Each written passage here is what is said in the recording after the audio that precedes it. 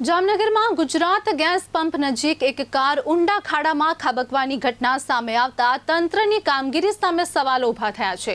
માહિતી મુજબ સીએનજી ભરાવ્યા બાદ કાર આગળ વધતા અચાનક રસ્તા નજીક આવેલા ખુલ્લા ખાડામાં ખાબકી ગઈ હતી। સદનસીબે કારમાં સવાર તમામ લોકોનો આ ઘટનામાં આબાદ બચાવ થયો હતો અને કોઈ જાનહાનિ થઈ નથી। ઘટનાના પગલે પરિવારજનોએ સુરક્ષાના અભાવ અને ખુલ્લા ખાડાને લઈને તંત્ર સામે રોષ વ્યક્ત કર્યો હતો। સ્થાનિકોનો આક્ષેપ છે કે ઘટના સ્થળે કોઈ ચેતવણી બોર્ડ કે બેરિકેડ લગાવવામાં આવ્યા ન હતા, જેના કારણે અકસ્માત સર્જાયો હતો। સમગ્ર ઘટના સીસીટીવી કેમેરામાં કેદ થઈ છે અને તેનો વિડીયો સોશિયલ મીડિયા પર હાલ ચર્ચાનો વિષય છે। મારું નામ ડોલી પ્રશાંત ચંદા છે।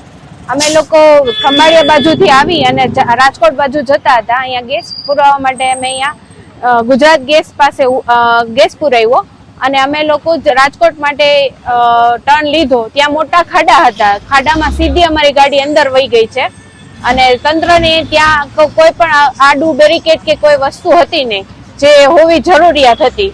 જે હોત તો કદાચ આજે અમારી ગાડી અંદર ન ગઈ હોત। સદનસીબે અમને કોઈને કશું થયું